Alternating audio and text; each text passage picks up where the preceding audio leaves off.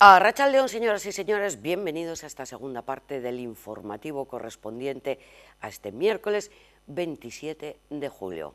Hola, baracaldesas, baracaldeses, guechotarras, portugalujos y portugalujas, santurcharras, bueno, y los que nos ven a través de la página web. Cosas muy interesantes todavía quedan por contarles. La primera parte, lo más local, la información esta ya la han recibido. Ahora viene otra un poquito diferente, pero también de gran interés. ¿Y por qué? ¿Dónde vamos a empezar? Pues vamos a empezar por la incautación de droga que ha tenido lugar a través de un sistema que se llama autocaravana. Esto es, en una autocaravana escondemos toda la droga y nos la llevamos para Euskadi. Pues bueno, intervenida una autocaravana con 534 kilos de cocaína procedentes de Sudamérica, destino Euskadi. La organización había ideado una ingeniosa cobertura para el transporte de la droga, enviando por barco la caravana con 2 kayak y un soporte para bicicletas, con la idea de simular un traslado para la práctica de actividades al aire libre. Tras más de 2 años de espera en Sudamérica, eso sí, paciencia tienen toda la del mundo, debido a las restricciones sanitarias provocadas por la COVID-19, se envió la autocaravana con la droga oculta en un doble fondo hasta el puerto de Barcelona, donde los agentes interceptaron la mercancía ilícita. Estaba repartida, estos 534 kilos, en 333 bultos. En el marco de estas operaciones se ha detenido a 2 miembros de la organización criminal. La droga habría alcanzado en el mercado ilícito al por menor un valor superior a los 60 millones de euros. Fíjense todo lo que pueden hacer en sanidad con 60 millones de euros. La operación llevaba por nombre Queja Ojo Salado.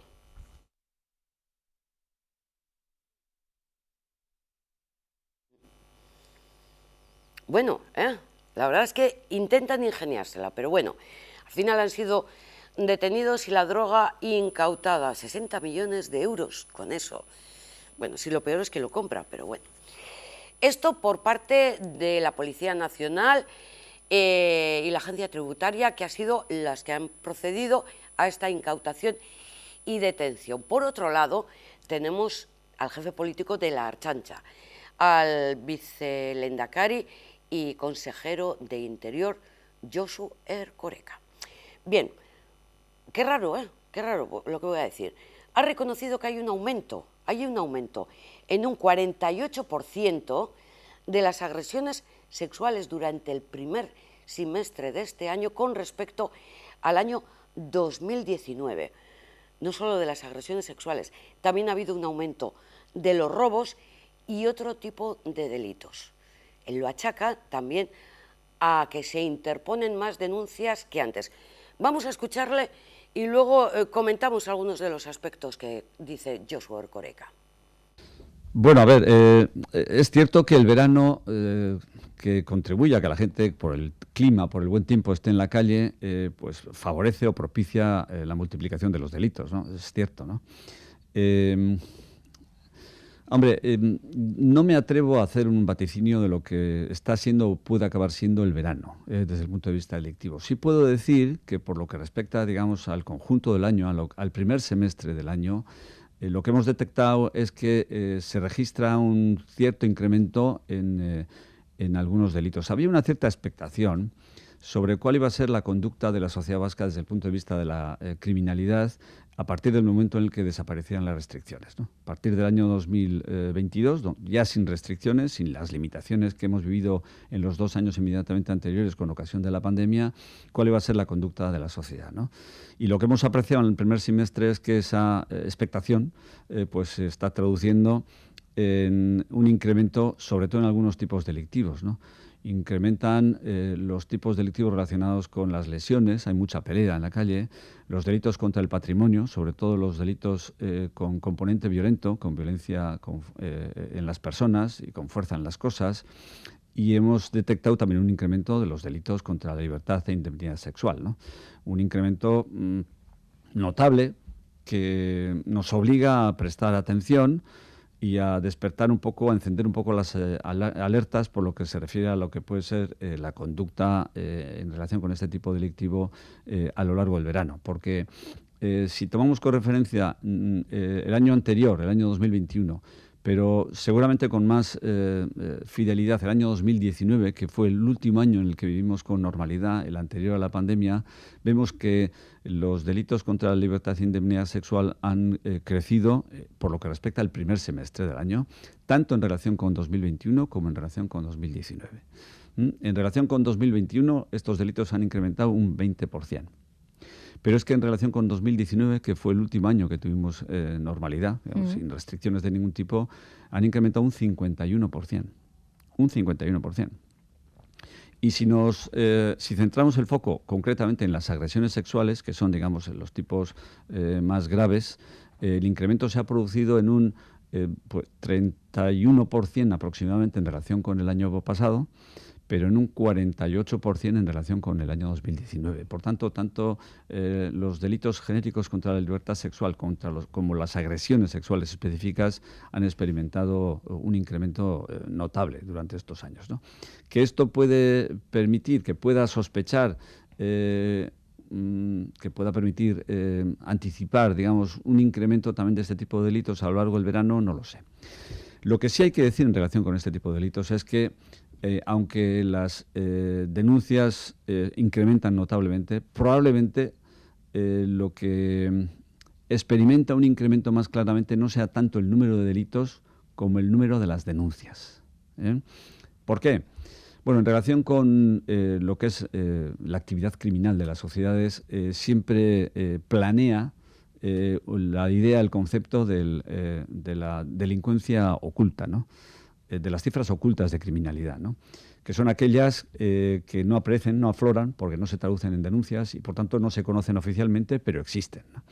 Hay delitos en los que la criminalidad oculta prácticamente no existe, ¿no? Por ejemplo, en los robos con violencia, pues normalmente la persona que es objeto de un robo con violencia formula su denuncia y las denuncias reflejan pues muy cerca del 100% de los robos que se han producido, ¿no? Claro, los delitos sexuales han sido históricamente por la naturaleza, por su naturaleza y por el modo en el que han sido concebidas por la sociedad tradicional y demás, han sido, digamos, el ámbito en el que más claramente ha aparecido la existencia de una criminalidad oculta notable, amplia, ¿no? Las víctimas de este tipo de delitos lo ocultaban, no lo compartían, querían olvidarlo cuanto antes. Y entonces ahí teníamos un desafío importantísimo con aflorar ese delito oculto, ¿no? Esa criminalidad oculta, ¿no? Y creo que lo estamos consiguiendo, efectivamente, a través de una labor de concienciación, de comunicación, de sensibilización a la sociedad y sobre todo a las víctimas. Pues lo que estamos consiguiendo es que la gente ahora sí identifique como delito lo que antes no identificaba como tal, ahora sí se sienta animada a denunciar lo que antes procuraba aparcar y meterlo en el cajón, y entonces estamos teniendo una fotografía más cercana a la realidad de lo que teníamos antes, ¿no? Lo cual es un dato positivo en ese sentido, en el sentido de que estamos conociendo mejor lo que ocurre, lo que de cara a definir estrategias de conductas, hacer diagnósticos y tal es mucho mejor, pero al mismo tiempo estamos descubriendo la envergadura de la actividad delictiva en el ámbito de la libertad sexual, ¿no? Que es mayor de lo que pensamos, mucho mayor de lo que pensábamos y mucho más preocupante de lo que pensábamos, ¿no? Bien, el consejero Josu Erkoreka divide el tema de los delitos en dos apartados, el de los hurtos, robos con violencia y el de las agresiones sexuales. Ha aportado un dato respecto a estas agresiones sexuales y a los detenidos. Con una franja de edad, por ejemplo, los autores, 12 menores de 18 años, 31 entre 19 y 30 años, 29 entre 31 y 50 y 18 restantes que son mayores de 50. Hace esta distinción de edad entre las 45 detenciones y 45 investigados, que es algo que se ha hecho. Coincidimos con él en que el número de denuncias puede haber aumentado, pero también el número de delitos. Y efectivamente muchas veces ante un delito de robo o de hurto no se denuncia. ¿Por qué? Porque no se confía. Dices, voy a poner la denuncia. Tardo yo más en poner la denuncia que el presunto ladrón en salir de la comisaría e irse a la calle. Entonces, o que hay un juicio y el detenido, el presunto autor, no se presenta, pero tú tienes que acudir al juicio, o en caso de que haya sido testigo también acudir obligatoriamente, y luego nada, queda en nada porque el autor del delito no se presenta. A ver, que esas son cosas que igual deberían mirar entre el Departamento de Interior y el Departamento de Justicia. Por otra parte, así, no se chiven, en plan, un poquito de maldad, que sí hay un poquito de maldad en lo que les voy a decir. Me han dicho que cuando hay un detenido en una comisaría de la Archancha y si va a salir, se le hace una encuesta de satisfacción. Y entonces, me lo han confirmado, Digo, y en esa encuesta, ¿qué se pone? Si ha sido bien atendido, si ha sido bien alimentado, si ha sido bien tratado. Pues no sé qué van a poner. ¿Ha sido usted bien atendido? No. ¿Le han dado de comer bien? No. ¿Ha sido bien tratado? No. O a lo mejor dicen que sí. Bueno, se queda aquí entre nosotros, Esto no lo compartimos. Y todo eso presuntamente, Bueno, otra de las declaraciones de Josu Erkoreka, del consejero de Interior, va en relación de los últimos episodios de acoso a los ertzainas. Ya saben, el de las fiestas de Mutriku, que ya les hemos comentado, el de las fiestas de Gasteiz. Josu Erkoreka ha hecho una petición a la izquierda abertzale, sobre todo a los dirigentes, para que condenen estos hechos y lo expresen de una forma clara. Son, ha dicho, formas de odio y condena a la Ertzaintza. Lo de Mutriku parecía ser un episodio puntual, con una localización municipal muy concreta, pero toda la sensación de que, bueno, ya a través de su incorporación en las redes se está adquiriendo, digamos, una dimensión ya diferente. Se le está queriendo dar una dimensión diferente, ¿no? Porque estamos viendo que efectivamente actitudes de hostigamiento, de acoso contra ertzainas concretos, con un mensaje muy parecido de desprecio, de odio, están empezando a aparecer en otros entornos, ¿no? Nosotros hemos valorado positivamente la toma de posición de las autoridades locales que lo han hecho, condenando este tipo de conductas, pero ahora yo creo que es el momento de exigir, de poner de manifiesto la ausencia, digamos, de un mensaje más claro, rotundo y contundente por parte de pues los dirigentes ya nacionales de la izquierda abertzale, dando orden clara para que cese esta actividad, ¿no? Yo creo que nadie se va a tomar en serio la posición, la transformación, la evolución de la izquierda abertzale hacia una mayor normalidad, hacia una asunción de la pluralidad, si en este tipo de situaciones no adoptan una posición, una actitud clara. Más de condena ante estos casos de acoso a la Ertzaintza, el de Josu Erkoreka. Ayer éramos testigos también de las declaraciones de Bingen Zupiria, del portavoz de Gobierno, condenando estos mismos hechos. Cambiamos de asunto. Hoy, como les decimos, es 27 de julio y se celebra el Día Mundial del Cáncer de Cabeza y de Cuello. Y desde la Asociación Española de Otorrinolaringología y Cirugía de Cabeza y de Cuello se ha solicitado la vacunación universal contra el virus del papiloma humano. Para saber qué es esto y recabar mucha más información, estamos en comunicación directa con Juan Ramón Iriondo, jefe del Servicio de Otorrinolaringología de Galdakao. Arratsaldeon, muy buenas tardes. Arratsaldeon. Arratsaldeon. Muy buenas tardes, Juan Ramón. ¿Por qué se pide esta vacunación universal del virus del papiloma humano?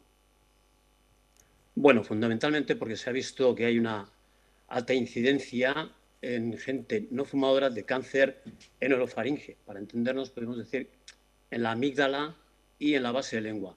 Y esto es relacionado con el virus del papiloma humano, con el papilomavirus, aunque sí es cierto que también puede ser debido al tabaco. Pero, como digo, en los últimos años se ha visto que hay un aumento en la incidencia del cáncer de orofaringe, de la amígdala y de la base de lengua relacionado con el papillomavirus, que como sabemos es una enfermedad de transmisión sexual.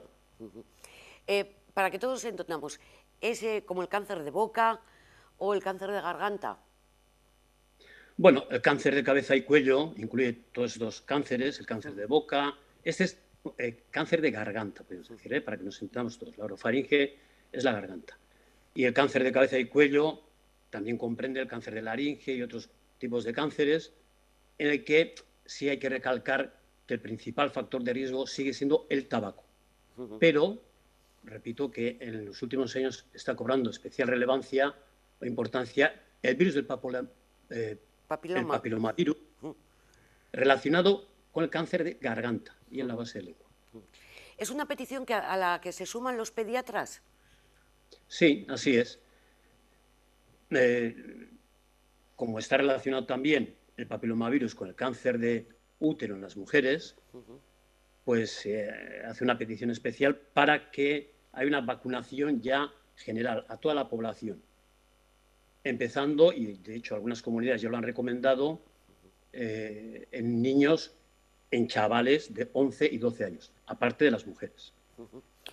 Pero ahora la petición que queréis trasladar no solamente se recoge a críos de estas edades, sino en general a toda la población o a una población determinada también. No, a toda la población. Como he dicho antes, al ser una enfermedad de transmisión sexual, esta vacunación va dirigido a toda la población. ¿Habéis hablado con Sanidad, Ministerio de Sanidad, consejerías? Comentabas que en alguna comunidad ya se recomienda.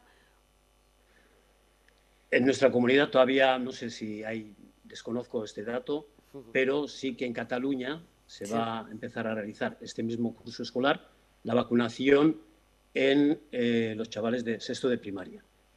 Y unos meses más tarde creo que también se va a realizar en Baleares y en Galicia. Lo que pasa es que cuando se hace una recomendación, la efectividad no es la misma que cuando es una obligación. Lógicamente. Pero bueno, la vacunación, ya hemos visto también lo que está pasando con el COVID. Sí. Considero yo que no puede ser obligatoria. No sé, ya entramos en otros temas morales, de principios, etcétera, etcétera, pero obligar pues, es un poquito más difícil. ¿Cuáles son los síntomas de este virus? Sí, bueno, los síntomas del cáncer, del cáncer del cáncer, sí. El cáncer de orofaringe, tanto se ha producido por el tabaco, porque sigo diciendo que hasta hace unos años el principal factor de riesgo en el cáncer de faringe, podemos decir el de garganta, era el tabaco. Pero en un estudio en Estados Unidos se vio que había una alta incidencia en población no fumadora, entre 45 a partir de 55 años, ¿no? Y gente joven. Entonces se vio la relación que existía con el papilomavirus. Los síntomas son dolor de garganta, molestias que perduran en el tiempo, es decir, más de 15, 20 días, a veces saliva teñida de sangre e incluso a veces, bueno, dificultades para tragar. Y otro de los síntomas es que aparezcan bultos en el cuello. Son bultos que son debidos a adenopatías, ganglios metastásicos producidos por el tumor primario, que suele estar, como he dicho antes, en la amígdala o en la base de lengua, detrás de la lengua, y son bultos que aparecen en el cuello y que nos empezamos a tocar y que son metástasis o adenopatías o ganglios metastásicos derivados de ese cáncer, que incluso puede ser asintomático. Doctor, que ya me estoy empezando aquí a tocar el cuello, a ver si noto alguna protuberancia que indique algo. De los cánceres que hay, ¿es grave o tiene solución? Podríamos decir que como todos los cánceres, cogidos tempranamente, en un estadio precoz, tienen curación.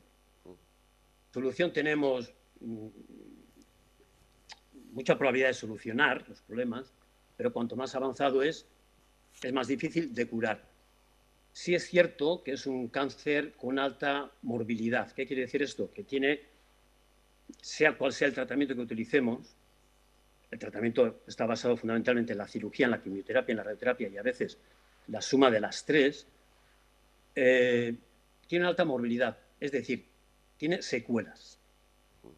Si utilizamos la cirugía, muchas veces hay dificultades luego para tragar, otras veces dificultades para articular la palabra o incluso a veces deformidades estéticas en la cara o en el cuello, en la mandíbula, por el abordaje que se tenga que hacer. Y lo mismo pasa si utilizamos la quimioterapia y radioterapia, que tienen sus secuelas y efectos secundarios. Es decir, es un cáncer con sus secuelas y efectos. Pero, como digo, cogido tempranamente, es perfectamente curable. En Caldacao, donde ejerces la profesión, has tenido que atender muchos casos de estos. Que además digas, el origen de este cáncer viene a través de este virus del papiloma. Sí, claro, claro. Ahora, actualmente, se hace a todos los pacientes con esta sospecha, con sospecha de cáncer de garganta, cuando se toma la biopsia o cuando hay sospecha de que existe un tumor maligno en esa localización, sea en la amígdala o en la base de lengua, se hace una detección del VPH. Entonces sabemos que ese cáncer, si es VPH positivo o es VPH negativo. Si es un paciente no fumador, podemos decir con toda seguridad que es debido al papilomavirus. Ahora bien, si es un paciente VPH, puede ser fumador y VPH positivo. Entonces, ¿cuál ha sido el factor determinante para generar este cáncer? Bueno, puede ser uno u otro. La suma. O los dos. Eso sí. ¿Afecta por igual a hombres y a mujeres? Sí, el papilomavirus sí. Sí. El problema del papilomavirus es que se puede ser portador asintomático, cualquier persona, y entonces puede transmitirlo, como he dicho antes, por transmisión sexual a otra gente y se va expandiendo, ¿no? Pues como el COVID. Y ese es el problema, que muchas veces es asintomático, es decir, todas las personas que tienen una infección por papilomavirus van a generar o van a tener un cáncer de garganta o de la faringe, no. Pero sí pueden transmitirlo y provocar en otras personas, ¿no? De acuerdo, doctor, pues nada, atendemos esta recomendación y cuando podamos hablar con la consejera, con Gotzone Sagardui, le planteamos a ver si dentro de este programa de salud pública que ha presentado recientemente, por ejemplo, podría incluir esta vacunación contra el virus del papiloma humano. Muchísimas gracias por la información. Gracias a ustedes. Eskerrik asko. Eskerrik asko. Juan Ramón Iriondo, jefe del Servicio Otorrinolaringología en Basurto, sobre esta recomendación de vacunación universal del virus del papiloma humano. Y esto aquí, pero en Madrid, la ministra de Sanidad, Carolina Darias, pero también el ministro de Seguridad Social, José Luis Escrivá, se han reunido con los afectados de la colza. Fíjense, el síndrome tóxico de la colza tropecientos años después. Bueno, pues han llegado a un acuerdo para incrementar los ingresos mínimos garantizados a los afectados y aumentar el tope máximo de la ayuda domiciliaria. Este Gobierno considera fundamental que no solo representantes públicos, como ha hecho hoy en Consejo de Ministros firmando esta declaración institucional, en un acto debido, sí, un acto debido después de 41 años, pero también el Gobierno cree y estima que toda la sociedad seamos conscientes de la situación en la que se encuentran las víctimas afectadas por el síndrome del aceite tóxico. De este convencimiento y este compromiso surge esta declaración que hemos aprobado en el día de hoy en el Consejo de Ministros, liderada por el presidente Sánchez. Un texto que simboliza la necesidad de seguir avanzando en la protección del colectivo. En el contexto de esta declaración del Consejo de Ministros respecto a los afectados por el síndrome tóxico, yo ya ayer firmé un real decreto, una orden ministerial por la cual extendemos la acción protectora de la Seguridad Social a los beneficiarios, a los beneficiarios de esta prestación por el síndrome tóxico, por una parte con un 40% más de ayuda de la que había hasta ahora, y podemos extender lo que llamamos la ayuda domiciliaria hasta 4 veces más del nivel actual. Con eso yo creo que, como ha explicado la ministra portavoz, nos comprometemos también con colectivos pequeños, pero que han pasado por una situación durísima, dramática durante décadas y tienen que tener, digamos, por nuestra parte el mayor compromiso, y así lo hace la Seguridad Social en este caso. 4:18 de la tarde, estamos en directo y con muchos más argumentos informativos que contarles, que comunicarlos. Por ejemplo, cuando preguntamos a nuestros niños y niñas, ¿tú qué quieres ser de mayor? Entonces, pues antes decían muchos, bombero, maestra, enfermera, médico. Ahora, 1 de cada 3 dice que quiere ser influencer. Entonces todos, oh, ¿y eso qué es? Pues es lo que vamos a saber y vamos a conocer a ver si es algo bueno o malo. Y para eso tenemos a Eduardo Cruz, que es CEO de Custodio. Arratsaldeon, buenas tardes, Eduardo. Hola, buenas tardes. ¿Me oyes? Hola, muy buenas tardes. Sí, decía. Perfectamente. Perfecto, qué bien. 1 de cada 3 menores quiere ser influencer, pero ¿eso es una profesión? Pues para algunas personas lo es. Tenemos, por un lado, un buen número de influencers, que la mayoría son mujeres, y por otro lado, por el término conocido como youtubers, una gran mayoría de hombres, al menos en el ranking de los más, con los que tienen más audiencia, que, como he dicho, pues en este caso son hombres y son profesiones. Ya, pero, por ejemplo, aquí es sumamente conocido porque es de Bilbao, Ibai Llanos. Pero claro, de los 800.000 que querrán ser creadores de contenido online, sobresale uno. O sea, si es difícil ser, pues no sé qué, piloto de avión, llegar a ser influencer y vivir de ello tampoco es fácil, ¿no? Es muy complicado, ¿eh? Y como bien mencionabas antes, pues un número significativo de jóvenes a día de hoy quieren, ¿eh? De igual manera que también hay muchos que les gustaría, y en el pasado era habitual, ¿no? Pues ser futbolista y ser algo parecido, pues a día de hoy también quieren ser influencer y pues tener una gran audiencia y vivir con todo tipo de lujos, como muchos de ellos utilizan para su promoción, pues la vida. ¿Y por qué quieren ser influencers? ¿Porque pasan mucho tiempo en Internet? Esa es una de las cuestiones. Para que nos hagamos una idea, pues el típico niño de hoy en día pasa aproximadamente unas 4 horas al día de media, y para mucha gente seguro que esto nos puede parecer poco, por lo que vivimos en casa. Al final es una media, pero si lo computamos de alguna manera, de una manera anual, pues podríamos ver que son tranquilamente 2 meses de manera continuada, noche y día, que pasamos conectados, como he dicho, de media, pues 2 meses al año. Y como pasan tanto tiempo conectados y consumiendo todas estas redes de contenido, etcétera, pues una de las cosas que viven y lo hacen diariamente, pues son ver estos vídeos y ver estos mensajes, estas comunicaciones por parte de estos influencers, youtubers, twitchers, como los queráis llamar. Pero viven entonces en un mundo irreal, un mundo paralelo y además un mundo peligroso, entiendo. Todo tiene sus excesos y todo tiene sus extremos, ¿no? Y como podríamos imaginarnos, en cualquier situación existen riesgos, De igual manera que lo existen con cualquier otra cosa, como pueden ser los videojuegos o como podría ser incluso la comida, pues en este entorno también existen, digamos, los extremos, ¿no?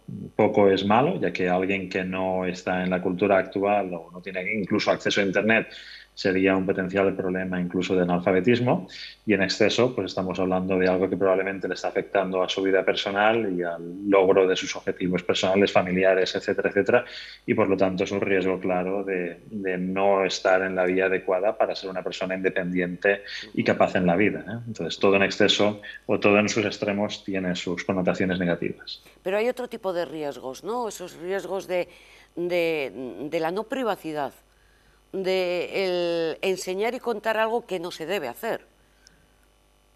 Exacto, y esto es un gran reto para todas las familias de hoy en día, ¿no? Tantos padres y madres. Es decir, al final tenemos niños, hijos, hijas que viven en Internet, por así decirlo, o incluso para muchos de ellos Internet es la vida y lo demás, incluso el espacio físico, es secundario. Y al final de ello, pues si tenemos estos hijos, hijas digitales, pues tenemos que ser padres y madres digitales. Y esto lo que implica es que tenemos que entender el medio y tenemos que acompañarles en ese camino desde que son muy pequeños, protegerles hacia el destino, que al final es crear o ayudar a que existan personas capaces e independientes en el mundo, ¿no? Y en eso, pues las redes sociales y todo el contenido en Internet juega un papel esencial, como ya he dicho, es parte de su vida y si no casi la parte principal de la vida de muchos menores y tienen que tener un uso equilibrado en el que les permita desarrollarse como personas. Y todo en exceso, pues sabemos que es malo y si publican el contenido inapropiado o equivocado en un momento de su vida, lamentablemente esto les va a perseguir probablemente para el resto de sus días, ya que Internet, si algo tiene, es que suele no olvidar, se acuerda de todo para siempre. Ya. ¿Hasta qué edad convendría que los padres acompañaran a los hijos en este mundo de Internet? Hay diferentes fases, porque por mucho que nos sorprenda, los niños hoy en día utilizan dispositivos conectados incluso cuando tienen 0 años, es decir, son bebés y les atrae, como es normal, pues la tecnología y las pantallas y las cosas que tienen luces y música.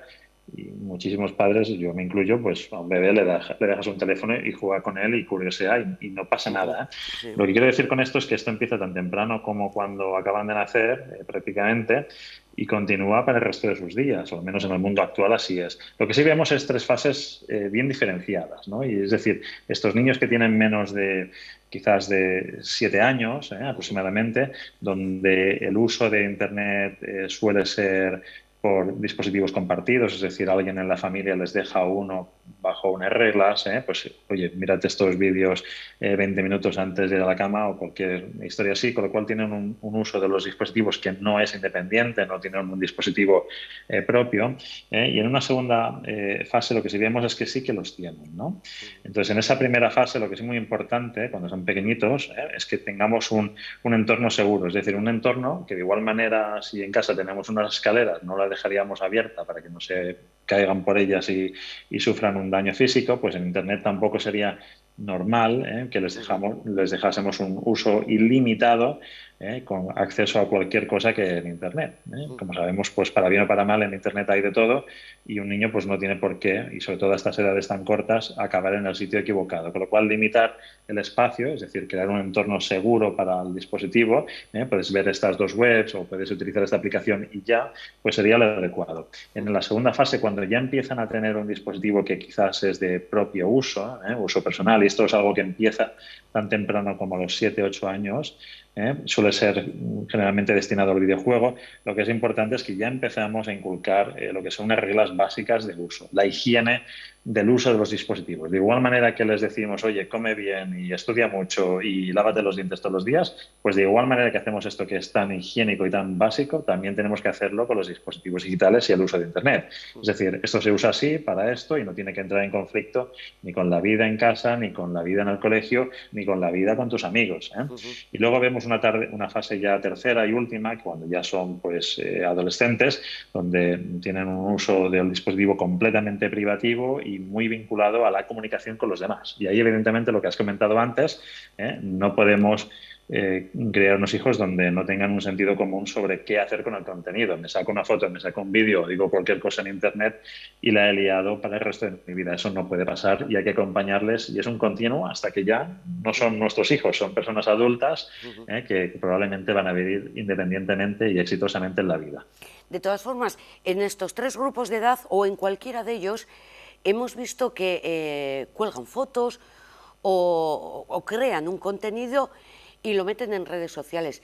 Pero eso es legal, no hay una edad mínima que diga, pues, pues como tú no puedes beber alcohol hasta los 18 años. O sea, ¿no hay una ley que regule esto? La verdad es que la hay. El problema es que no es enforzable y es muy ligera. Es decir, una red social típica lo que te va a decir, oye, si no tienes 13 años no te deja abrirte una cuenta. Pero claro, es decir, digo que si tengo más de 13 años y ya está, ¿no? Entonces tienes niños con muy pocos años en las redes sociales y los padres pues ni se enteran. ¿Es un problema? potencialmente. En la práctica depende de cada caso. Al final, las familias, las personas son casos individuales. A todos no nos sienta todo de la misma manera en diferentes etapas de la vida y cada caso es excepcional. Entonces, esto hay que entenderlo y las creencias de cada casa al final son lo que prima, y lo importante es que tengamos una vida enfocada en las diferentes variantes que tenemos, pues oye, que nos permita conseguir nuestros objetivos. La ley lo que dice es, y esto ya no es la red social a la hora de aceptar si tienes una cuenta o no, la ley en nuestro país lo que dice es que cualquier niño por debajo de 14 años tiene que estar tutelado a la hora de entrar en Internet, y si tienen una cuenta es porque el sistema lo permite y porque los padres lo consienten y así lo han tutelado, ¿no? Es muy parecido, pues, por ejemplo, a las cuentas de banco, etcétera, donde hay una ley y dice, oye, por debajo de esto, pues el tutor de la cuenta del banco es el padre, ¿no? Pues en Internet pasa un poco lo mismo. Sí, pero una cosa es que eso lo diga la ley, pero si no se cumple, ¿hay algún tipo de sanción? Me imagino que podría haberla, y la verdad es que desconozco si hay algún tipo de caso que haya sentado jurisprudencia en España, pero sí, entiendo que eso puede estar penado si llega a un tipo de caso de juicio. De cualquier forma, esto de que 1 de cada 3 menores quiere ser influencer, en tu opinión, ¿por qué es? ¿Por dinero? ¿Por fama? No se me ocurre nada más. No sé. Pues yo me imagino que si nos vamos hace 20, 30 o 40 años, el influencer o el youtuber era el famoso que salía en el Hola o en las publicaciones que estaban en la recepción de muchos negocios y muchos otros centros abiertos de cara al público, ¿no? Entonces ha cambiado el medio, la revista ya no es el vector principal, sino que son estas redes sociales y todo el mundo pues miramos a estos líderes de audiencia. Lo que es notable es que ahora, digamos, estos líderes de audiencia pues tienen la capacidad de alcanzar muchísima gente en todo el mundo y, por ejemplo, pues si nos vamos a los líderes de audiencia de YouTube de nuestro país, pues de los primeros que debe ser el Rubius, etcétera, pues a lo mejor tienen, no sé, 20 millones de seguidores, y eso tendrías que coger todos los medios de nuestro país juntos, agregados, y aún así no llegarías a esas cuotas de audiencia. O sea que imagínate el poder y la responsabilidad que tienen que tener estos influencers, estos youtubers, a la hora de comunicar, porque realmente tienen un altavoz, por así decirlo, que jamás hemos visto con anterioridad. Y una cosa que nos tenemos que dar cuenta es que la vida avanza, los años pasan, y probablemente no es descartable que uno de los próximos presidentes o presidentas de nuestro país, quizás en 2 o 3 elecciones, sea un actual youtuber o algo parecido, porque ya tienen 30 y pocos años, o sea, no están muy lejos de ser adultos de plenas facultades a los mandos de nuestro país. Efectivamente, por lo tanto, inmensamente conocidos y susceptibles de ser votados en caso de que se presentaran en unas elecciones. No se me había ocurrido, ¿eh? Totalmente, y va a pasar, es que no lo des por descartado. No, la verdad es que no. Eduardo, muchísimas gracias por esta información, que quede el mensaje para los padres. Ojo, y a controlar un poquito también estas entradas en las redes sociales de los más pequeños, ¿verdad? Balance y sentido común para todos. Muchas gracias. Muchas gracias a Eduardo Cruz, CEO de Custodio. La verdad es que no está nada fácil esto de la educación de los pequeños, sobre todo que ahora estamos en redes sociales. Y nosotros ahora, enseguida, hablamos de innovación y de emprendimiento.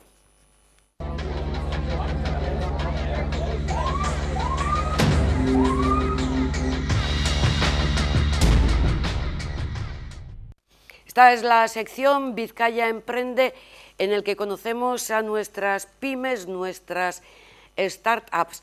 Este es el caso de la que hoy nos acompaña, AOTEX, con sede en la Escuela de Ingenieros de Bilbao y flamante vencedor o receptor de uno de los premios de BEAS Vizcaya ON. Vamos a conocerlo un poco.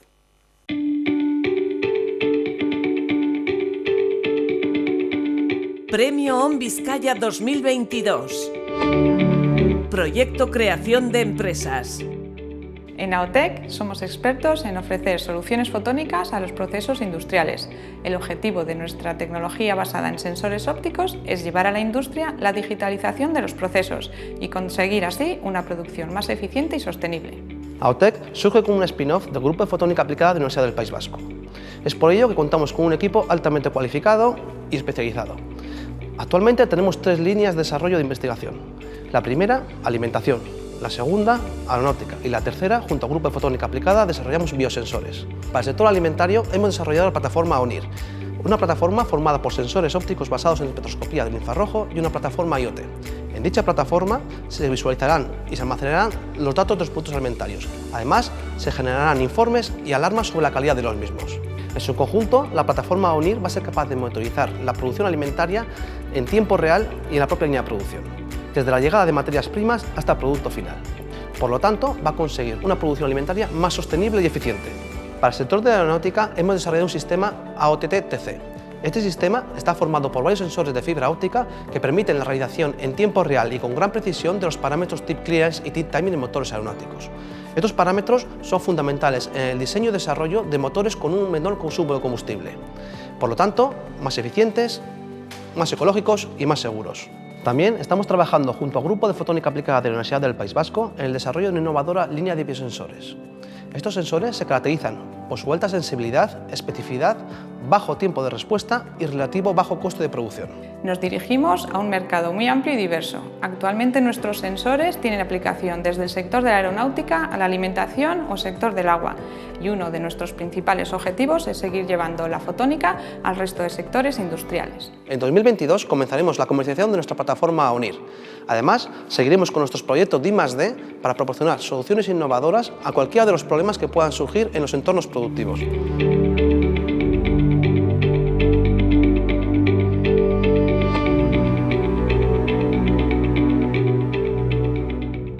García, flamante director de AOTEC, la empresa ganadora de este premio ON Bizkaia 2022, proyecto creación de empresas innovadoras. Arratsaldeon, Iker. Muy buenas tardes. Llamémosle los premios, los reconocimientos como este que habéis recibido, no solucionan, pero suponen un espaldarazo para la labor que venís desarrollando, Iker. Sí, claramente. Al final es un reconocimiento a la labor emprendedora que llevamos realizando ya 3 años y que nos da un poquito, nos reafirma, ¿no?, en nuestro empeño y en nuestro esfuerzo de seguir con el proyecto. Además, pues también es muy importante a nivel de difusión, ¿no? Nos ha hecho, recibir este premio nos ha hecho que mucha gente pueda conocer nuestro proyecto, gente que se ha interesado y al final son contactos y es importante también ir poco a poco mejorando la imagen de la empresa, ¿no? A cuánta gente podemos llegar. Darla a conocer, ¿verdad? Porque AOTEC como tal, su sede social, ¿qué la tiene? ¿En la Facultad de Ingenieros de Bilbao? Sí, estamos en el vivero de empresas de la Universidad del País Vasco, concretamente en el SITEC de la Escuela de Ingenieros, y estamos ahí en una oficinita que nos han alquilado en condiciones muy favorables dentro de la Escuela de Ingenieros, y sí, estamos en Bilbao. Vamos a remontarnos a esos 3 años que decías. ¿Cómo fueron los orígenes de AOTEC? Sí, bueno, yo estudié Ingeniería de Telecomunicaciones en la Escuela de Ingenieros de Bilbao, y después de terminar la carrera pues estuve trabajando en un par de empresas, y un día me llamó el que había sido mi director de proyecto fin de carrera, que estaba buscando un investigador, y me gustó el proyecto y empecé a trabajar dentro del grupo de investigación, y de ahí surgió un doctorado. El trabajo que hice en 2 años fue muy bueno y al final terminé en un doctorado. Cuando terminé el doctorado, de nuevo me fui de la universidad a otra empresa, y cuando ya no estaba, digamos, muy contento en esa empresa, le comenté al director del grupo de investigación qué le parecería si podíamos crear una empresa en la cual todo ese conocimiento que está generando el grupo de investigación se pudiera plasmar en en soluciones, ¿no? para la industria. Y le pareció muy buena idea, me comentó que me iban a apoyar en todo lo que pudiera el grupo de investigación. Después hablé un poco también con los responsables del CITEC, también les gustó la idea, también nos dijeron que nos iban a apoyar. Vimos un poquito los planes de financiación que también había, pues, a nivel de Vizcaya y a nivel de Euskadi. Vimos que, pues, que al final nos estaban dando tantas facilidades, ¿no? Dentro de lo que cabe, ¿no? de la dificultad que tiene este tipo de proyectos, que tomamos la decisión y empezamos con Avotec, ¿no? Con nuestra misión de desarrollar soluciones fotónicas para la industria en general. Y para los profanos en la materia, me incluyo, ¿qué es eso de soluciones fotónicas? Sí, básicamente son soluciones basadas en sensores que trabajan con luz. Hay multitud de tipos de sensores ópticos. Pues por ponerte un ejemplo, cuando yo empecé a trabajar con estos sensores, eran sensores cuya finalidad era la aeronáutica, y lo que hacían era enviaban luz a los álabes de un motor para estudiar su salud estructural, si tienen grietas, si tienen vibraciones. Entonces, básicamente lo que hace son sensores que emplean la luz para obtener ciertos parámetros. Las características más comunes es que son muy sensibles, que son independientes de las reacciones electromagnéticas, son normalmente de poco peso, entonces tienen muchas ventajas respecto de la sensórica tradicional.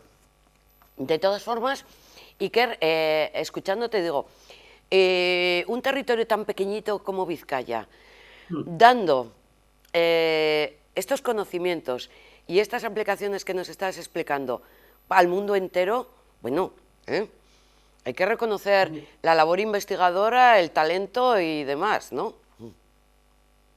Sí, por ejemplo, el grupo de fotónica, que es el que yo conozco más de primera mano, pues lleva ya una trayectoria de 30 años y la verdad es que siempre ha estado siendo, digamos, puntero, ¿no? en la investigación.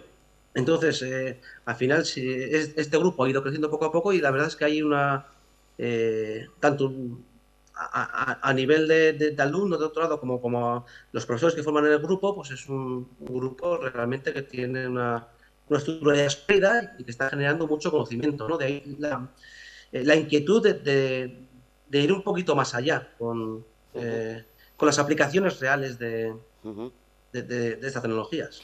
¿Y quiénes son vuestros principales competidores? Sí, bueno, nosotros cuando empezamos estamos, digamos, muy centrados en la aeronáutica. Claro, esto era 2019, llegó el COVID y ahora mismo estamos muy centrados, más centrados en la parte de industria alimentaria.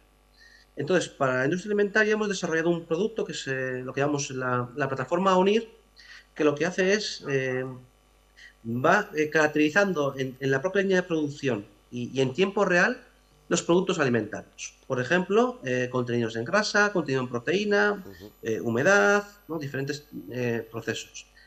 Y esto lo hacemos a partir de una tecnología que se llama espectroscopía del infrarrojo cercano.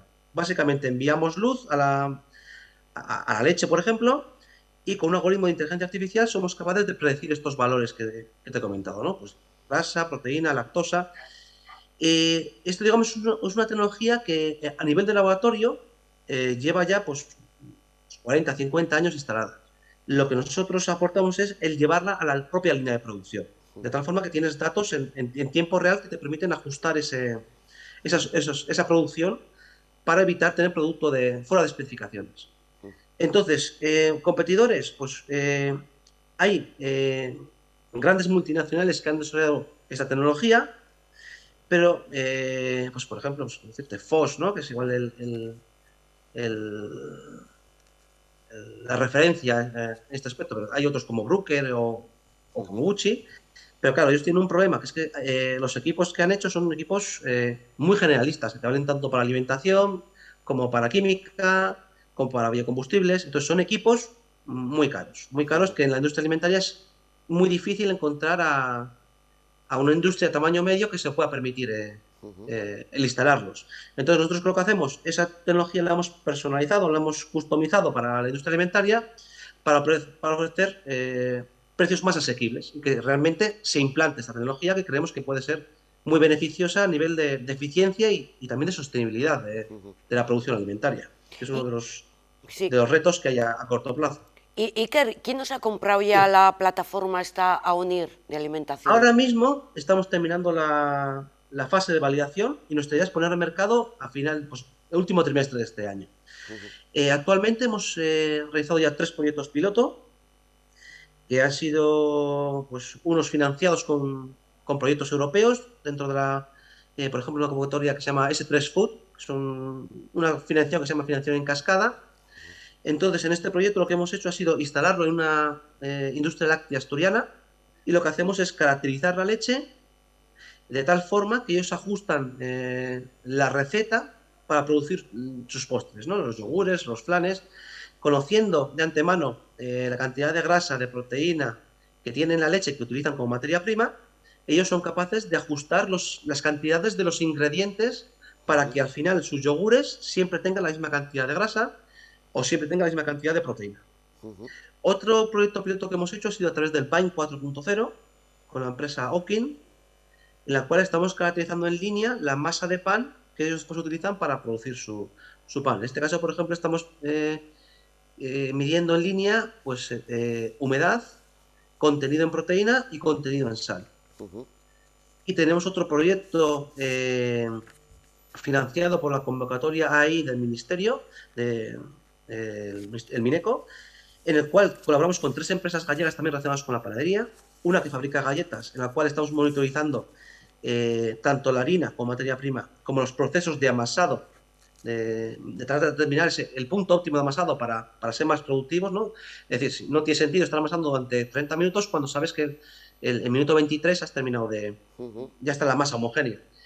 Estamos también caracterizando la fermentación del pan, ¿no? Una vez que se forman las barras, durante ese proceso de fermentación lo estamos monitorizando en tiempo real para tratar de determinar también el punto óptimo de fermentación antes de que el pan entre al horno. Y por otro lado también estamos monitorizando en tiempo real la masa de la empanada. Ahí estamos midiendo porcentajes de grasa, de proteína y de sal también. Entonces, digamos, ahora mismo estamos muy centrados en panadería y en lácteo. O sea, uno de los sectores en los que estáis trabajando es el alimentario, pero por lo que te escucho además, Iker, estáis creando sinergias con muchas otras empresas, ¿no? Sí, por ejemplo, esta misma plataforma que digamos inicialmente está pensado para alimentación, se puede aplicar en otro tipo de ámbitos, por ejemplo, en el textil.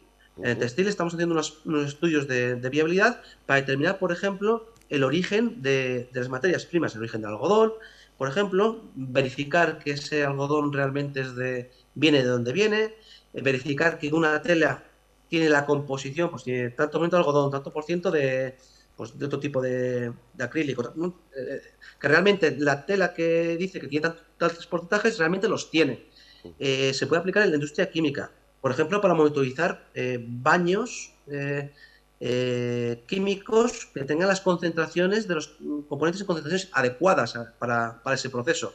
Es decir, nos hemos centrado en la alimentación porque es, digamos, el mercado principal de esa tecnología, pero la aplicación de la espectroscopía NIR es muy amplia.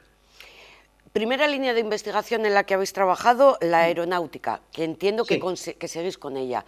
Segunda, la de la alimentación y textil, que nos acabas de comentar. Pero creo que hay una tercera línea de biosensores.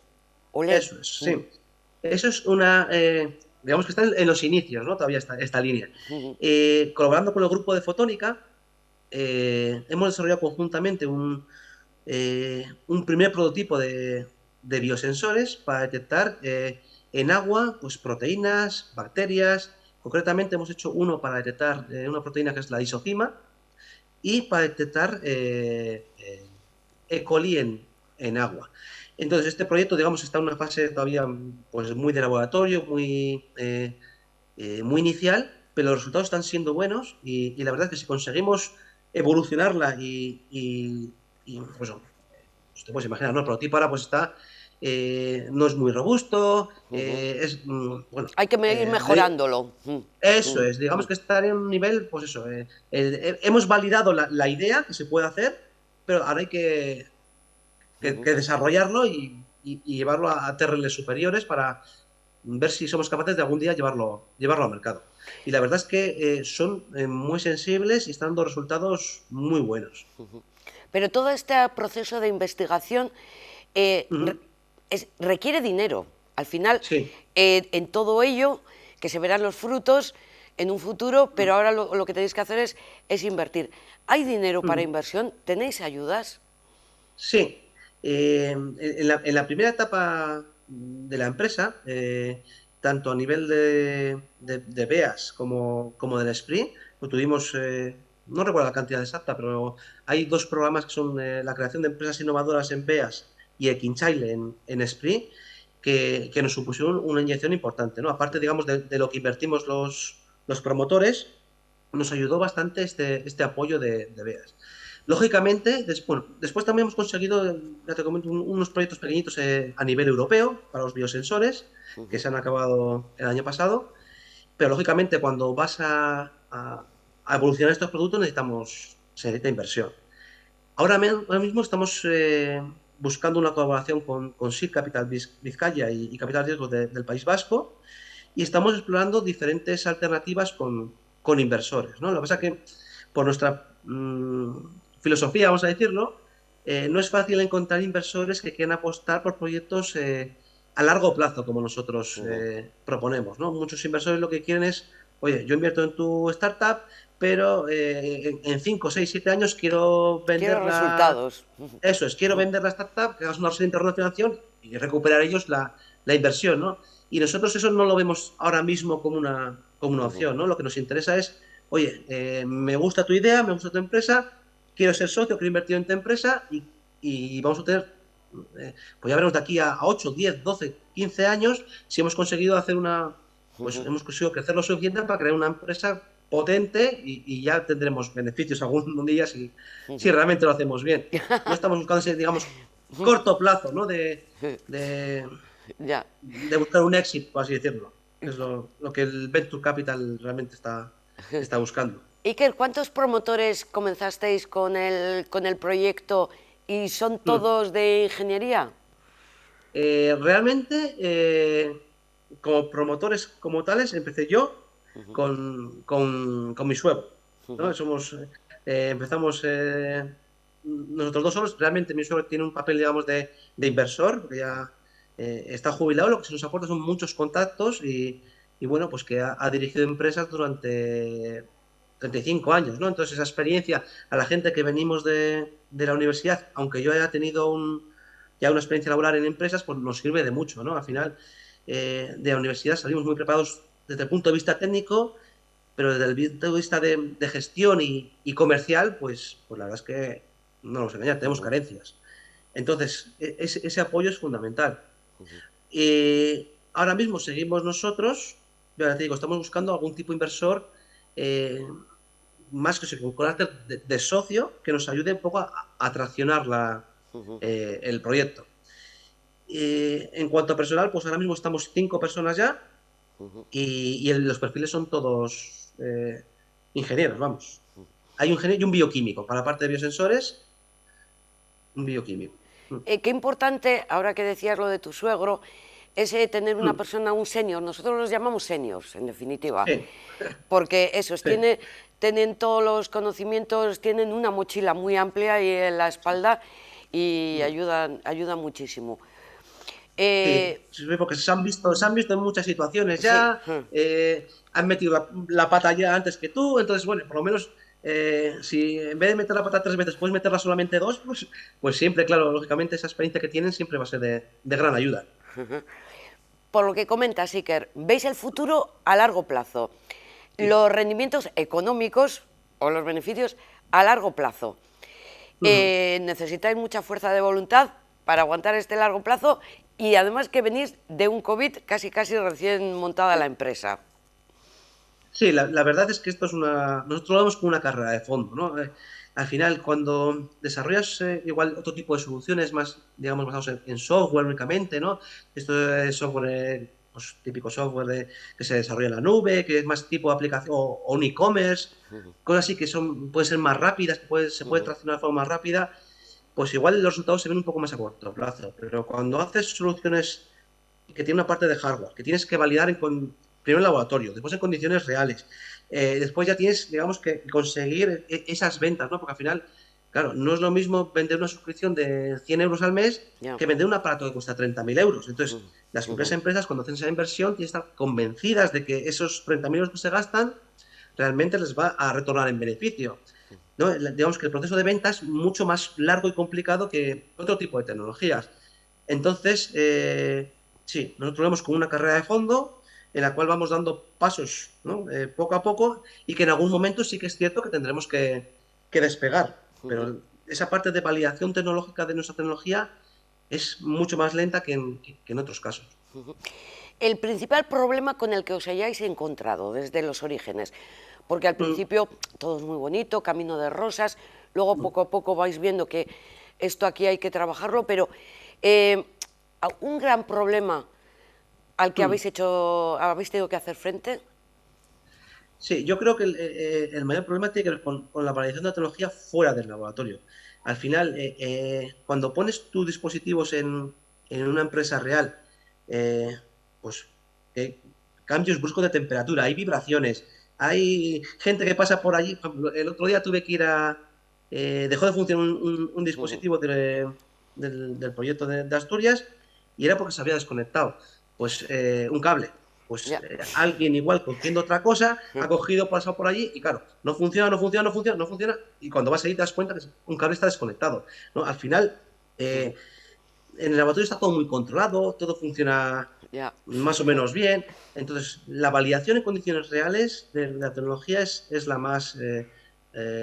lo más difícil que nos hemos encontrado. También nuestros sensores también trabajan con una parte de inteligencia artificial, de machine learning. Entonces, claro, esos algoritmos, para que funcionen bien, lo que tienen que tener es, tú tienes que enseñarles con toda la variabilidad de tu proceso y de tu producto. Si cambias un poco o mucho las condiciones en las cuales trabaja ese algoritmo, lógicamente sus predicciones van a empezar a desviarse, ¿no? Entonces, también es muy importante conseguir, por ejemplo, en la leche de enero no es lo mismo que la leche de agosto. Entonces, claro, ya necesitas un año de estacionalidad del producto. Con lo cual, lo que comentábamos antes, ¿no? Es un periodo largo de validación, de conseguir un algoritmo robusto que contenga toda esa variabilidad, tanto de producto como de proceso. Ya que no es comparable lo que estáis haciendo vosotros que el poner una caña en un bar, con todos los respetos del mundo, vamos. O que hacer eso, el e-commerce o la publicidad o el marketing digital. Claro, al final tenemos una componente muy, muy importante de, pues, tanto de desarrollo hardware, porque al final tienes que robustecer los sistemas para esas condiciones reales de funcionamiento, como de adquisición de información para alimentar esos algoritmos predictivos. Y todo esto que se está hablando de los fondos Next Generation, de todo el dinero que viene de Europa, ¿no llega a OETEC? Nosotros, por suerte, estamos teniendo bastante éxito en general en todas las convocatorias que nos presentamos. De los fondos Next Generation, por ejemplo, acabamos de conseguir un proyecto que se llama, dentro de la convocatoria, Activa Startups.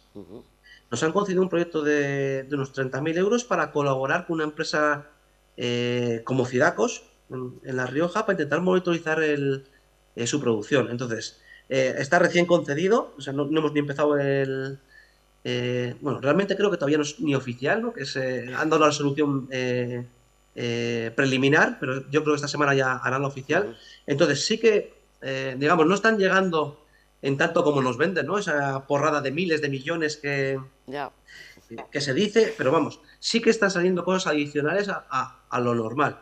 Y ya te digo, nosotros hemos conseguido ese proyectito. Están el tema de los PERTES, que yo sí que lo veo que está muy complicado, digamos, para las pequeñas empresas, ¿no? Es algo que igual se lleva la parte más grande del dinero, y yo lo veo como muy enfocado a la gran empresa, a consorcios de grandes empresas con centros tecnológicos. Yo creo que ahí para las startups va a ser muy difícil que entremos, los salvo... PERTE son planes para sectores determinados, ¿no? El vuestro, ¿qué sería el de digitalización o en cuál es? El de alimentación, entraríamos tanto en la alimentación como en el aeronáutico.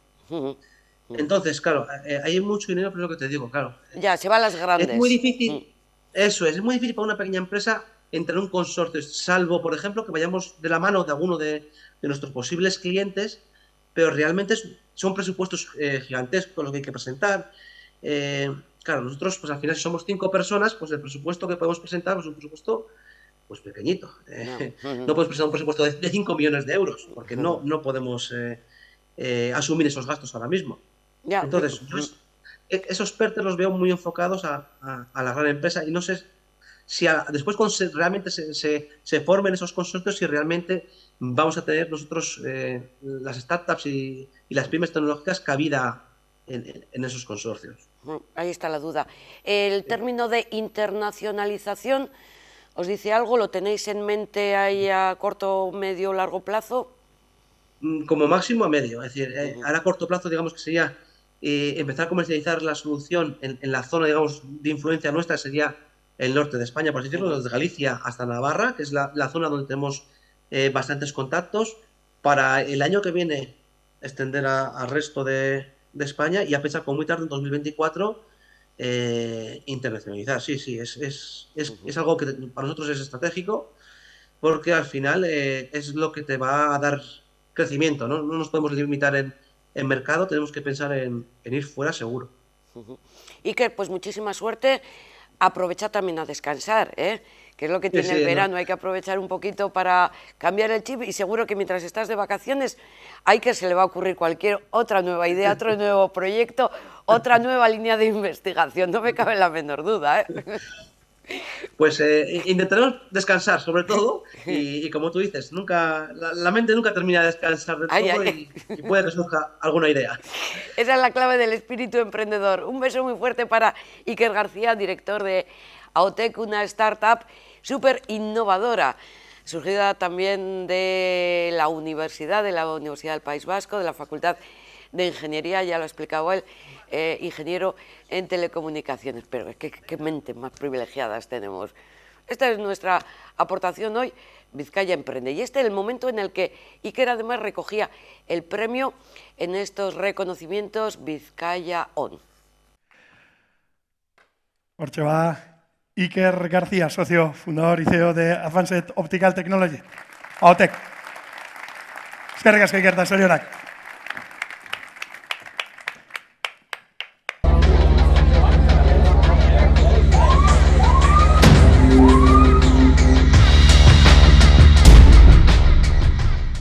Que sí, que tenemos el mes de agosto a la vuelta de la esquina y todos tenemos ganas de vacaciones.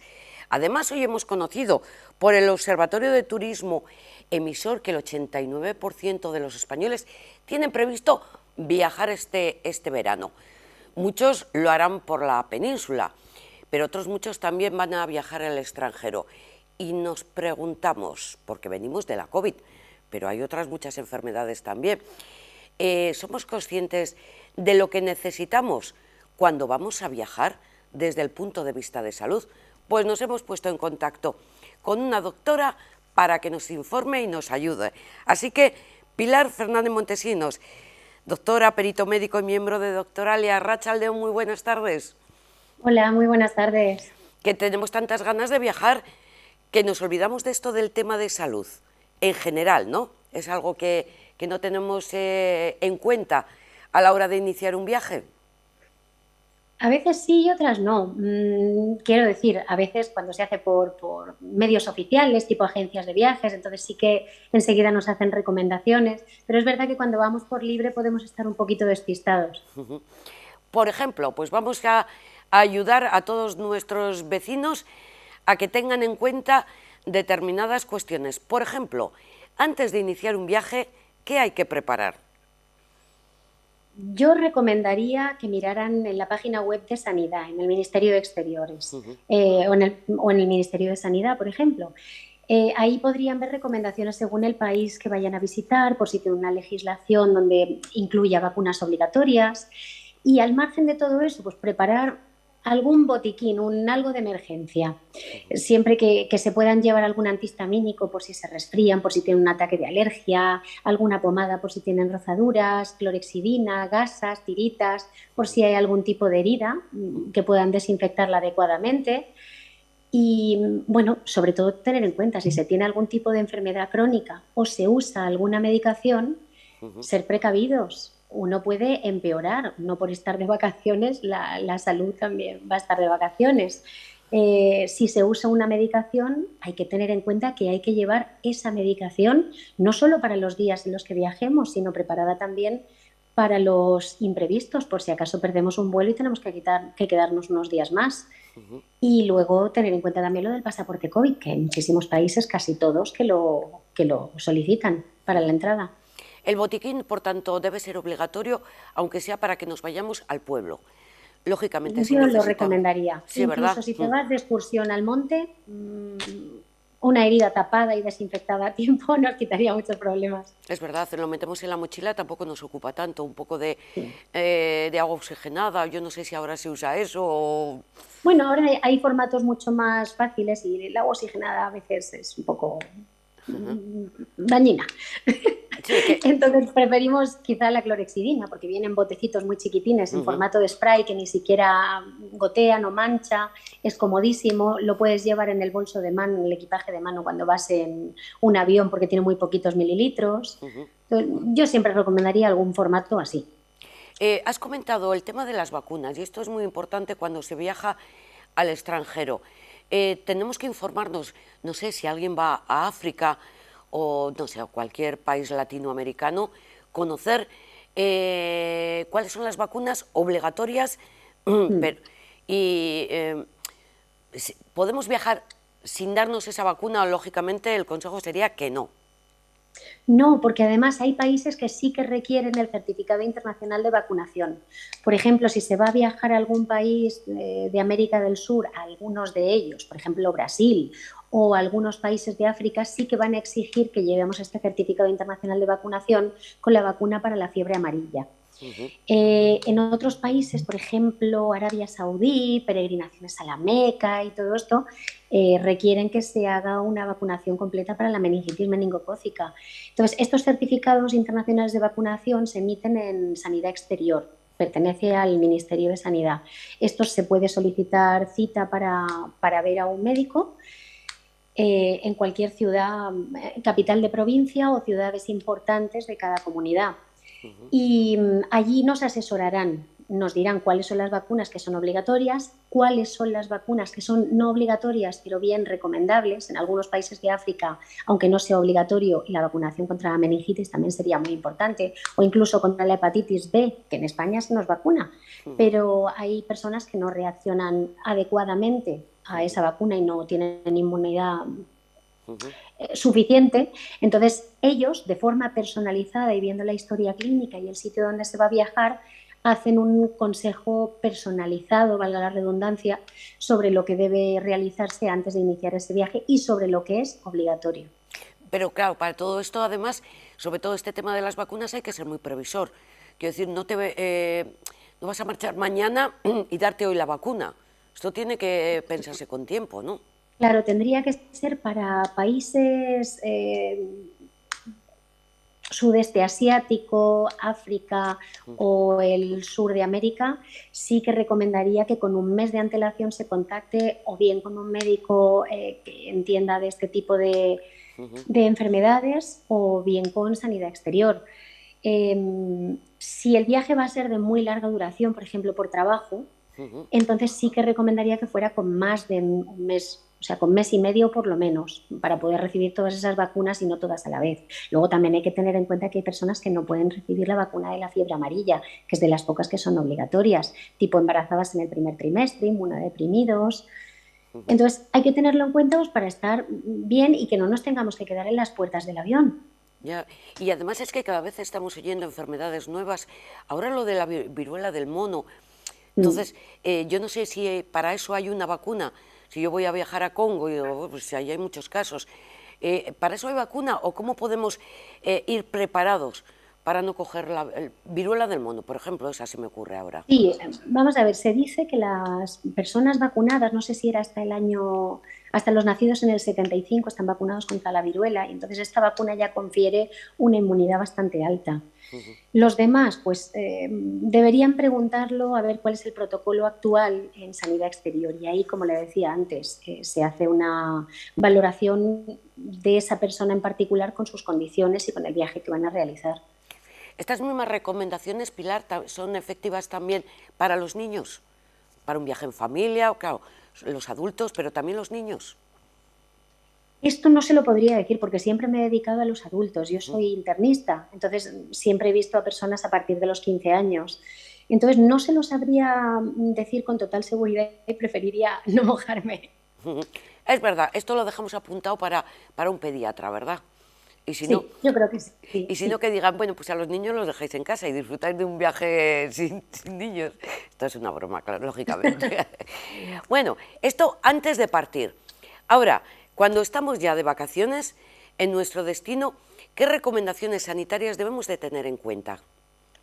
El tema de las aguas es importantísima. Beber agua embotellada. Si no tenemos idea de dónde ha salido, las costumbres esas de agua de manantial directo, agua de un río, yo no lo haría. Llevar siempre un calzado adecuado para bañarse en charcas. En sitios de África existen enfermedades que las transmiten los mosquitos, y estos mosquitos suelen vivir en el agua, pero también existen enfermedades transmitidas por gusanos que pueden entrar a través de la piel. Entonces, siempre recomendaría llevar unos escarpines que no ocupan nada, no pesan nada, y protegen el pie bastante bien. Y luego tener cuidado con eso, con los alimentos frescos, con el agua no embotellada, con el hielo incluso en ciertos países en desarrollo, y el lavado de manos. Ahora que tenemos los geles hidroalcohólicos al alcance de todos y que se pueden llevar en cualquier tipo de formato, incluso así de chiquititos para las mochilas de los críos, yo recomendaría que la higiene de manos sea muy, muy importante. Y luego, por supuesto, lo de las picaduras de los mosquitos, que lo olvidaba. Utilizar repelentes y tener mucho cuidado porque hay zonas donde la malaria u otras enfermedades pueden ser transmitidas por los mosquitos. Pues mira, Pilar, que ahora hemos conocido aquí en Euskadi un caso de enfermedad producida por la picadura de una garrapata infectada. Y la que se ha liado, vamos, con unas medidas de seguridad en el Hospital Donostia increíble. Sí, hay que tener mucho cuidado. Después de los viajes hay que revisar bien los pliegues, tanto en adultos como en niños. Como experiencia personal, yo he podido estar en una excursión en el campo y me encontré en la ingle de una hija una garrapata muy chiquitita que todavía no se había pegado a la piel. Entonces veo muy importante que a los niños que no se van a quejar y que hasta que las cosas no van un poco a mal, no empiezan a llorar y a quejarse, se les revise bien todos los pliegues. Y luego que se tenga mucho cuidado a la hora de ir al campo. Hay que disfrutar de todo, pero siempre, pues eso, calcetines, material adecuado, los zapatos adecuados. Subir al monte con chanclas, eso, Pilar, subir al monte con chanclas como que vamos. Claro, ya no por las garrapatas, es que además seguro que te vas a clavar una astilla de algo o una piedra. Entonces, con cabeza y calcetines, si puede ser. Sigo en mi lugar de destino de vacaciones, tanto en el pueblito como en el extranjero. Y si me pongo malo, y si tengo un accidente, ¿qué hago? Pues si es dentro del país, con la tarjeta sanitaria de la comunidad a la que uno pertenezca, no hay ningún problema, porque en ese momento lo van a tratar de urgencia sin pedir ningún tipo de explicación y posteriormente se le va a dar la tarjeta de desplazado si es que solo necesita asistencia en el centro de salud, y con eso no hace falta nada más. Para la Unión Europea se puede solicitar en la página web del Ministerio de Sanidad la tarjeta sanitaria internacional, que es válida para toda la Comunidad Europea. Y luego, si se va a viajar a otro tipo de país donde la asistencia no va a estar cubierta, yo siempre recomendaría un pequeño seguro de viaje, un pequeño seguro de salud para viaje.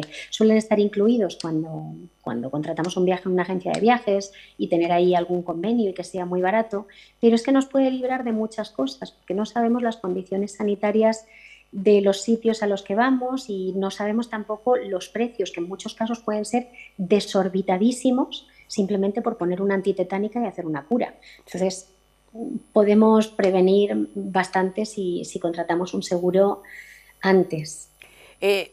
Todos, según te estaba escuchando, estaba recordando casos en Estados Unidos que han tenido accidente, que les han ingresado en hospitales y allí la sanidad, la atención hospitalaria es carísima, vamos. Eso Sí. Yo hace años oí a un familiar que había tenido un problema cardíaco, le había dado un infarto, habían tenido que hacerle una angioplastia y no sé, estoy hablando de hace muchísimos años y yo creo que costó como 10 millones de pesetas el tratamiento. Pues fíjate, menudas vacaciones, te salen caras caritas, ¿eh? Claro. Y luego nosotros, por experiencia, cuando viajamos a otros países recibimos un mensaje de parte del Ministerio de Exteriores donde dice el teléfono de los consulados de las principales ciudades de los países que estamos visitando. Si esto no lo recibimos, pues bueno, se puede hacer la recomendación de que se busquen los teléfonos de los consulados antes del viaje y que cuando uno se ponga malo o tenga algún problema importante, enseguida se ponga en contacto con la embajada, con el consulado, porque si la cosa se pone fea, ellos nos pueden ayudar a gestionar la vuelta a casa o lo que sea necesario, porque siempre existen convenios con esos países. En cualquier caso, el pasaporte COVID lo tiene que tener a mano también, porque cualquier país en un momento determinado, bueno, o ya existe por legislación, te lo va a solicitar, ¿no? Sí, además independientemente de quiénes seamos. Miremos los tenistas famosos que no han querido vacunarse, lo difícil que se le ha hecho la entrada a muchos países y en algunos pues no han podido entrar. Entonces es importante que no nos quedemos en tierra por esto. Volvemos de nuestras vacaciones. He escuchado tu consejo, sobre todo en el tema de los niños y nosotros mismos, una revisión completa para ver si todo está bien o tenemos alguna pequeña hinchazón o algo nos pasa.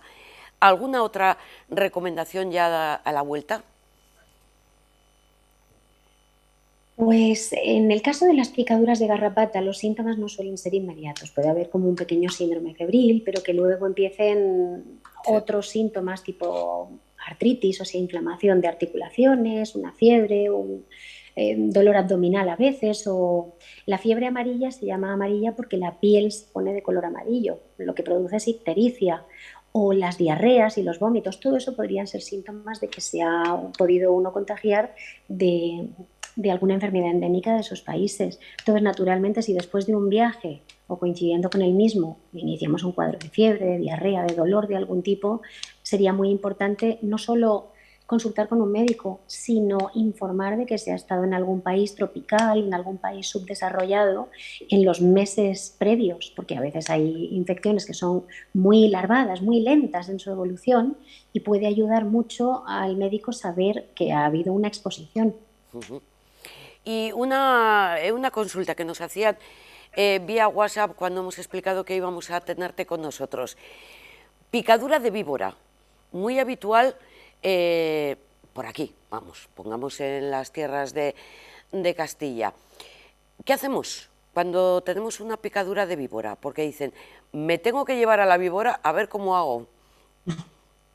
Bueno, hay animales que sí sería importante por lo menos tener una fotografía y otras serpientes que sean más exóticas, sí sería muy importante tenerlas por el tema de los antídotos. Pero en el caso de una víbora, como es bien conocida, sí se tienen productos suficientes. Entonces, en este caso habría que lavar muy bien la herida y avisar a los servicios de emergencias, incluso practicar un torniquete. Nada de eso de chupar las heridas, succionar, eso no ha demostrado una eficacia.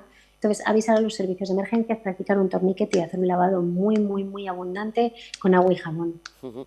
Eso como recomendación para todos.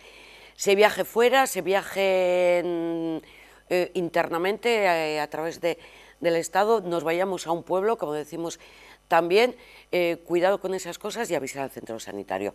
Pilar Fernández Montesinos, muchísimas gracias, que nos vamos a ir de vacaciones teniendo en cuenta todas estas recomendaciones en el tema de salud.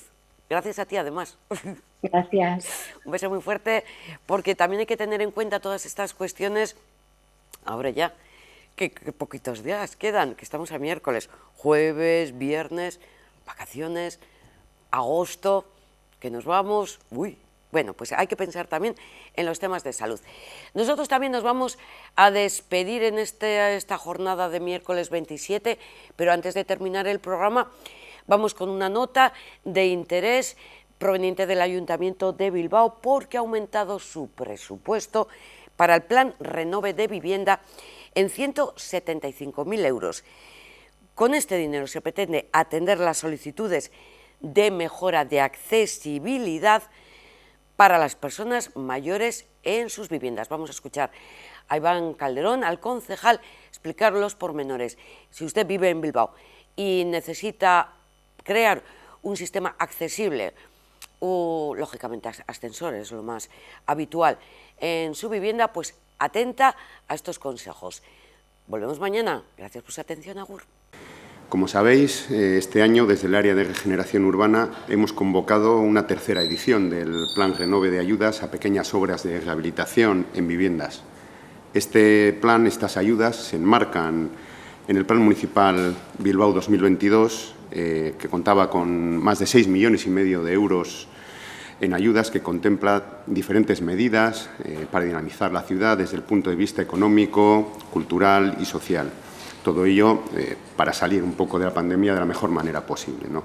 Bajo este paraguas, desde el área de regeneración urbana, comenzamos a diseñar una convocatoria de ayudas que estuviese en línea con nuestro ADN, es decir, que fomentara la regeneración, la rehabilitación urbana, pero que a la vez y con la misma fuerza impulsara la igualdad y la cohesión social.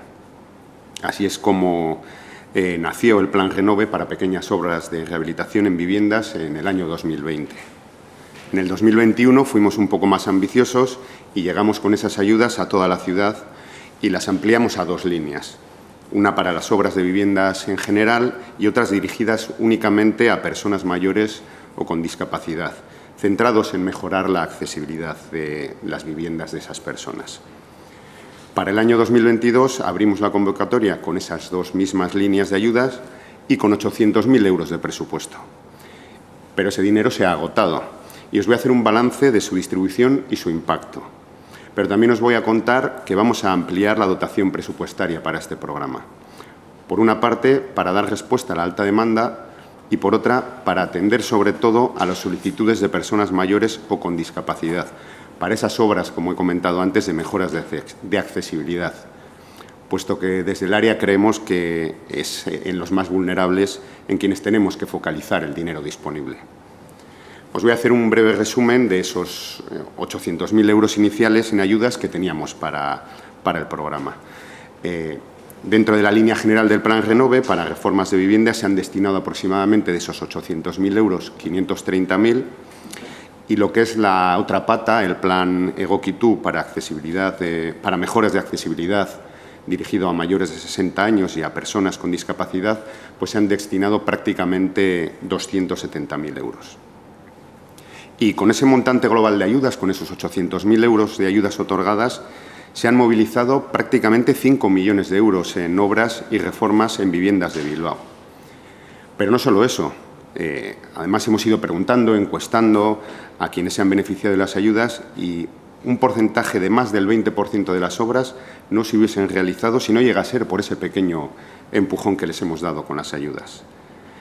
A día de hoy hemos recibido 814 solicitudes de vecinos y vecinas de la ciudad y hemos tramitado el 83% de las mismas. Ese otro 17% o bien han sido desestimadas por incumplimiento de requisitos o bien han renunciado o van a ser denegadas por falta de presupuesto. Pero, como os he comentado antes, desde el área de regeneración urbana vamos a retomar esas solicitudes que iban a ser desestimadas por falta de presupuesto. Y van a ser retomadas porque, y eso es lo segundo que os queríamos contar, vamos a aumentar el presupuesto de este Plan Renove en 175.000 euros. Porque con esa ampliación queremos dar respuesta a la importante demanda y también ampliar el plazo para solicitar las ayudas para mejoras de accesibilidad en viviendas para las personas mayores o con discapacidad. Y habrá un nuevo plazo que concluirá el 30 de noviembre. De esos 175.000 euros que vamos a ampliar, 100.000 euros provienen de los fondos propios del Ayuntamiento y los otros 75.000 provienen del Fondo Extraordinario de la Diputación de Bizkaia, Herriak Egiten. Este fondo está destinado a los ayuntamientos para ejecutar proyectos transformadores para inversiones que se dirijan a mejorar la situación de las personas o colectivos vulnerables en distintas localidades del territorio. Con esa cantidad se convocarán nuevamente ayudas para introducir mejoras en la accesibilidad de las viviendas de personas mayores y, como he dicho, podrán presentarse hasta el 30 de noviembre de este año. Todas las convocatorias del Plan Renove tienen una doble misión, la económica y la social, pero sí me gustaría hacer hincapié en lo segundo, sobre todo en el impulso que se da siempre a la habitabilidad y a la accesibilidad para hacer que las personas, especialmente las mayores, las más vulnerables, puedan contar con una mejor calidad de vida en sus viviendas. La verdad es que, dicho o explicado en términos generales, solo en cifras, puede sonar frío y no transmitir la importancia que tienen estas ayudas o medidas de este estilo.